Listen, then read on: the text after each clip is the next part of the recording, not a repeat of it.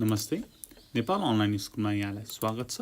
आज हामी meaning into words class 11 को युनिट 6 मा छौं, जसको टपिक रहेको छ टकिङ अबाउट नाउ। हेर्नुस् त, टपिक नै टकिङ अबाउट नाउ भनेर छ। अहिलेको बारेमा कुरा गर्ने हो। अहिले के काम हुँदैछ त, अहिले के काम भइरहेको छ, त्यो चाहिँ कन्टिन्यू छ, तर त्यो काम कम्प्लिट भएको छैन भने हामी के युज गर्छौं त भन्दाखेरि प्रेजेन्ट कन्टिन्युअस। के युज गर्छौं त? Present continuous. Present continuous use गर्छौं, जसको स्ट्रक्चर थाहा छ तपाईहरुलाई? Subject plus is M R plus के हो त? फर प्लस अब्जेक्ट हो। ठीक छ, यति जान्नु पर्यो। प्रेजेन्ट कन्टिन्युअसले के भन्छ त भन्दाखेरि अहिले के कुरा भइराछ त भन्ने कुरा बताउँछ। ठीक छ, subject plus is M R plus for plus object. ठीक छ, पेज नम्बर 37 मा हेर्नुस् त तपाईको बुकमा, जसमा 6.2 मा व्हाट आर दे डुइङ भनेर भनेको छ, प्र्याक्टिस भनेर भनेको छ। ठीक छ, त्यो एक्सरसाइज आज हामी गर्छौं। हेर्नुस् त, त्यहाँनेरि कन्भर्सेसन छ, एउटा हेरौं त। ल मैले पढे है। Hello Suntiers limited, can I help you भनेर भन्यो। बीले भन्छ, yes I would like to speak to the manager please. A.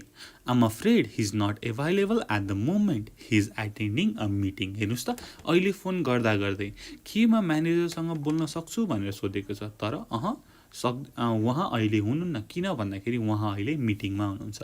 Meeting हुने काम स्टार्ट भयो, मिटिङ चाहिँ कन्टिन्यू भइरहेको छ, मिटिङ चाहिँ इन्ड भएको छैन। हो, प्रेजेन्टमा त्यो काम कन्टिन्यू भइरहेको छ, त्यही भएर ही इज एटेन्डिङ मिटिङ। ठीक छ, हेर्नुस् त, प्रेजेन्ट कन्टिन्युअस लगाइएको छ। त्यसपछि बीले भन्छ, oh could I speak to his secretary then. फेरि एले भन्छ, I'm afraid she is not available, she is doing her work, अथवा she is busy doing something. ठीक छ, त्यहाँनेरि पनि के लाग्छ त? प्रेजेन्ट कन्टिन्युअस लाग्छ। प्रेजेन्टमा उनी के गर्दैछिन् त भन्ने कुरा। ठीक छ, हो। यस्तै गरी तल हेर्नुस् त, have conversation like this using these ideas भनेर भनेको छ। हेर्नुस् त, 1 मा मर्फिज ग्याराजमा मिस्टर मर्फीलाई पहिला सोध्नु पर्यो, र ऊ चाहिँ he is not available at the moment, he is doing something भनेर भन्छ। त्यसपछि त्यसो भए chief could I speak to chief mechanic भनेर भन्नु पर्यो है। ल, यसरी कुरा गरौँ त्यो हाम्रो बुकको माथि एक्जाम्पलमा दिएको स्ट्रक्चरमा। ल, एले भन्छ पहिला मर्फी ग्यारेजमा, hello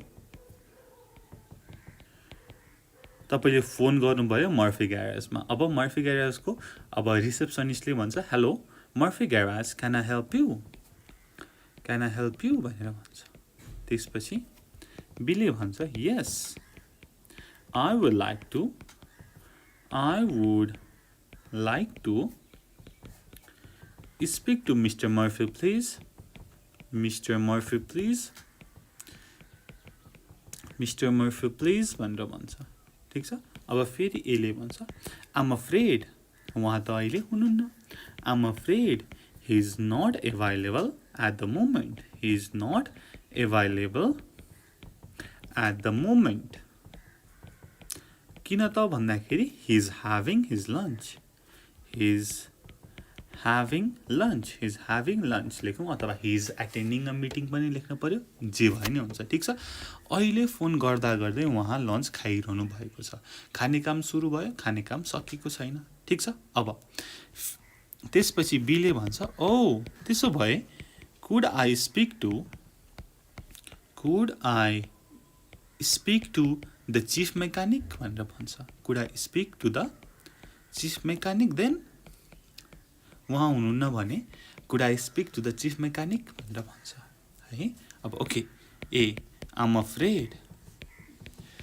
afraid he's not available, he's not available,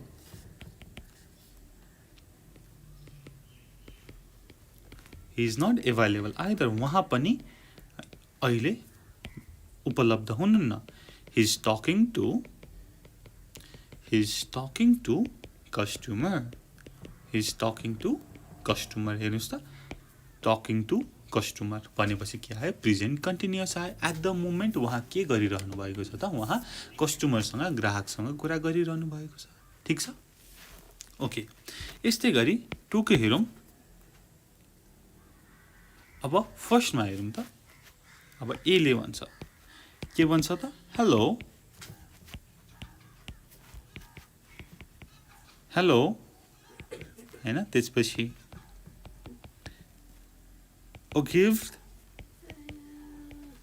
Blunt and Partners can I help you भनेर भन्छ can I help you okay त्यसपछि भन्छ बिले yes I would like to speak माथि blunt I would like to speak to Mr. Ogilvy अथवा please हैन हाम्रो माथि स्ट्रक्चरमा प्लिज पनि छ नि त हो मिस्टर ओगिभलीसँग बोल्न चाहन्छु प्लिज भनेर भनेको छ अब उहाँ त हुनुहुन्न भनेर उसको सेक्रेटरी अथवा रिसेप्सनिस्टले भन्छ I'm afraid he is not available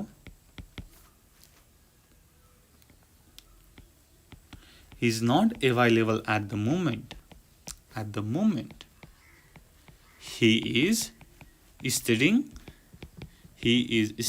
case भनेर लेखौँ न he is studying case अहिलेको मोमेन्टमा उहाँ के गर्दै हुनुहुन्छ उहाँ बिजी हुनुहुन्छ के त उहाँ आफ्नो केसलाई स्टडी गर्दै हुनुहुन्छ ठीक छ त्यो स्टडी गर्ने काम सुरु भयो तर अन्त्य भएको छैन है he is in the middle of something when हामीले फोन गरेका थियौं अब बीले भन्छ ओ त्यसो भए could I speak to Mr. Blunt then Mr. Blunt then भनेर भन्छ ठीक छ अब उहाँ पनि हुनुहुन्न एले भन्छ I'm afraid he's not available either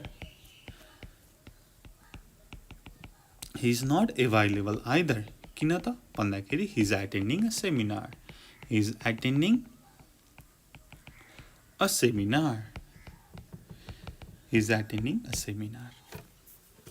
है यस्तै गरी अब 3 मा हेरौँ 3 मा के छ त बुकमा युनिभर्सिटी फिजिक्स डिपार्टमेन्टलाई पहिला फोन गरेको छ त्यसपछि डाक्टर लोइड सँग बोलौँ न त हैन I would like to speak to Dr. Floyd भनेको छ अब डाक्टर फ्लोइड हुनुहुन्न उहाँ केही गरिरहनु भएको छ ओ could I speak to Dr. Floyd's secretary then भनेर भनिन्छ ठीक छ यसरी हामी अर्को एउटा कन्भर्सेसन गरौँ ए hello University Physics Department can I help you भनेर भनेको छ hello University Physics Department can I help you भनेर भनेको छ अब बीले भन्छ yes I would like to speak to Dr. Lloyd please भनेर भनेको छ ठीक छ अब माथिको स्ट्रक्चर हेर्नुस् ए ले भन्छ के भन्छ त I'm afraid he's not available at the moment किन त he's preparing a lecture अथवा अरु केही काम गरिरहेको छ he is preparing a lecture ठीक छ हो अब बी ले भन्छ ओ could I speak to Dr. Lloyd's secretary then भनेर भन्छ अब उहाँ पनि अवेलेबल हुनुहुन्न ठीक छ ए I'm afraid अब he or she I'm afraid she's not available either किन त भन्दाखेरि she is making a note अहिले फोन गर्दाखेरि उहाँ के गरिरहनु भएको छ त she is making a note हेर्नुस् त हो जब तपाईले फोन गर्नुभयो ठीक छ डाक्टर लोइड के गरिरहनु भएको छ त he is preparing a lecture तपाईले फोन गर्दै हुनुहुन्छ उतापटि डाक्टर लोइडले लेक्चरको लागि प्रिपेयर गरिरहनु भएको छ। अब लेक्चरको लागि प्रिपेयर गर्ने काम सुरु भयो, कम्प्लिट भएको छैन। तपाईले फोन गर्दाखेरि उहाँले त्यो काम गरिरहनु भएको छ। हेर्नुस् त प्रेजेन्ट कन्टिन्युअस। त्यस्तै गरी उहाँको एसिस्टेन्टले पनि she is making a note, हो त्यो नोट बनाउने काम सुरु भयो, सकेको छैन है।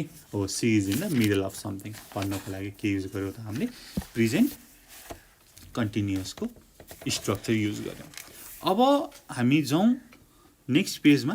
त्यो नेक्स्ट पेजमा जानुभन्दा अगाडि 4 र 5 छ है 37 को, त्यो चाहिँ मैले तपाईलाई गर्न छोडिदिएँ है।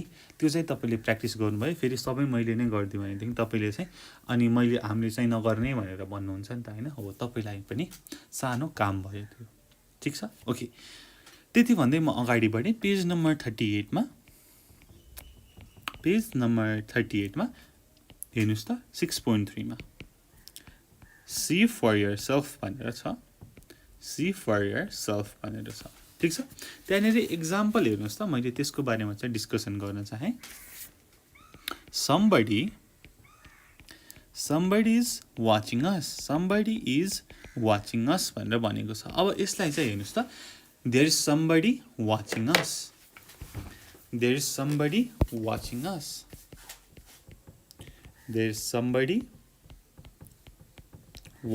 भनेर छ, watching us। अब अर्को भनेको के छ त, यसको passive we are being watched भनेर भनेको छ, ठीक छ। अब हामी हेरौँ त तल, change this sentences in the same way. अब यहाँनिर पनि त्यही छ।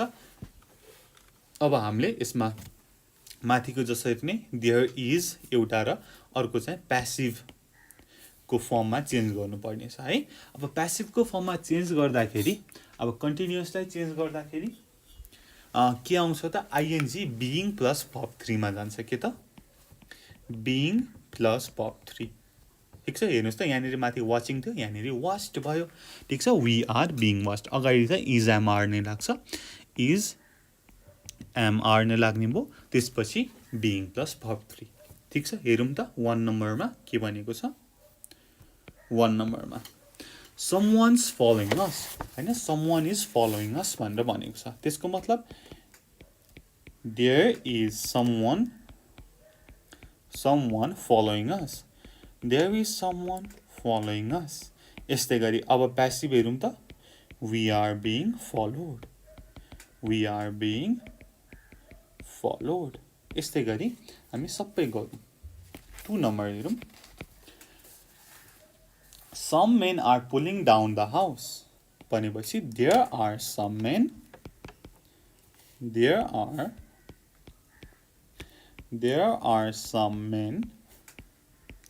pulling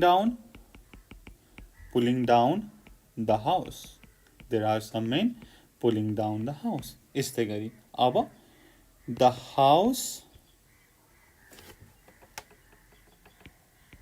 house is being pulled down, ठीक छ। यहाँनिर प्रेजेन्ट कन्टिन्युअस केमा चेन्ज भयो त, बीइङ प्लस भर्ब 3 मा, ठीक छ। सिमिलरली 3 नम्बर हेर्नुस्, another car is overtaking us भनेर भनेको छ। अब लेखौँ there is को फर्ममा, there is another car overtaking us, यस्तै गरी अब we are being के त, overtaking को भर्ब 3, take को taken, we are being overtaken, निकै नै सजिलो छ, केही गाह्रो छैन। 4 मा हेर्नुस्, someone's looking after the children, there is someone looking after the children,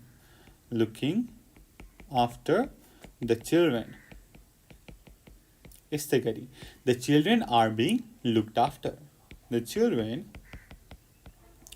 are being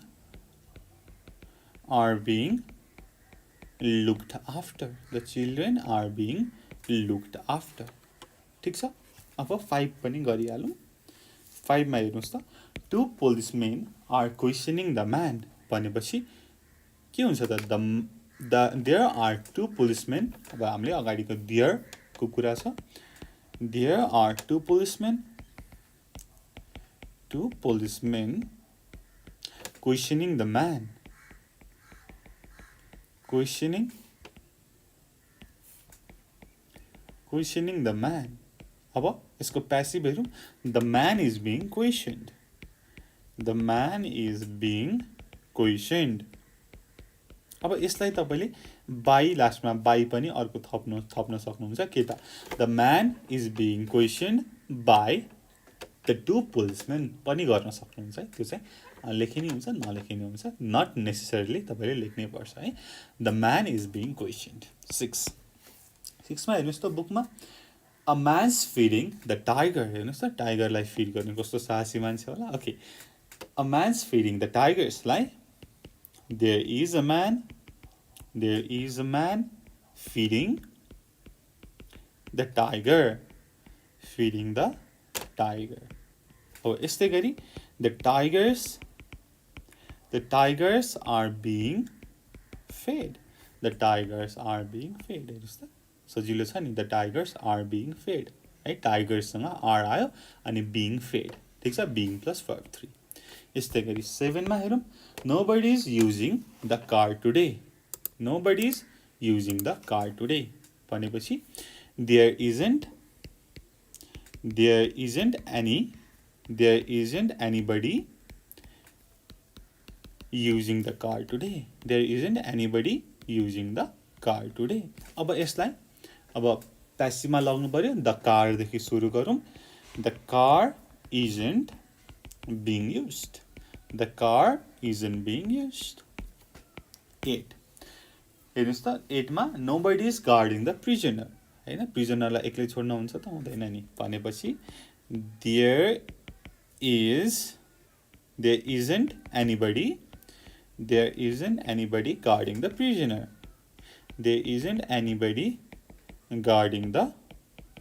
prisoner. अब यसपछि the prisoner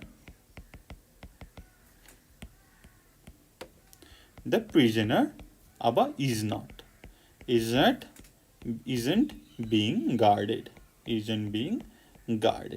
है यस्तै गरी 9 नम्बर हेरौँ है. सबै यो माथिको एक्जाम्पलको स्ट्रक्चरमा छ. यसमा केही गाह्रो छैन.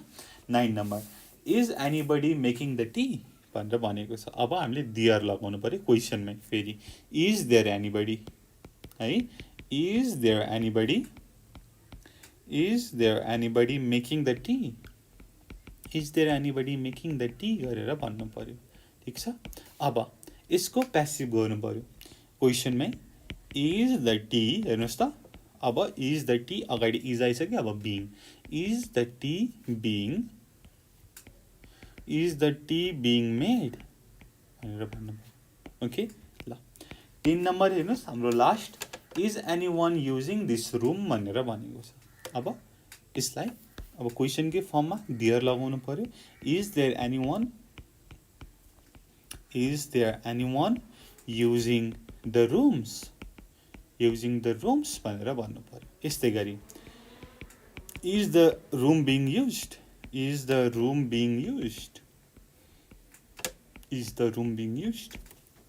ठीक छ.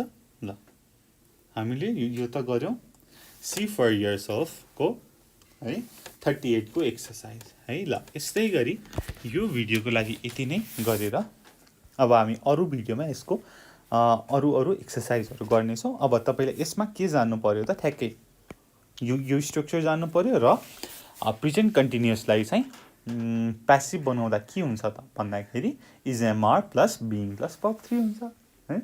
सिम्पल छ. अनि यहाँनेरि थोरै हामीले प्रेजेन्ट कन्टिन्युअस भनेको के हो भन्ने कन्सेप्ट लियौं. ठीक छ. ल यति भन्दै यो भिडियो यही टुङ्ग्याउन चाहन्छु. तपाईलाई यो भिडियो कस्तो लाग्यो हामीलाई भन्न नबिर्सिनु होला. कमेन्ट गर्न सक्नुहुन्छ. डिस्क्रिप्सनमा दिएको फोन नम्बरमा फोन पनि गरेर भन्न सक्नुहुनेछ. त्यति भन्दै thank you so much for watching. Until next time good bye.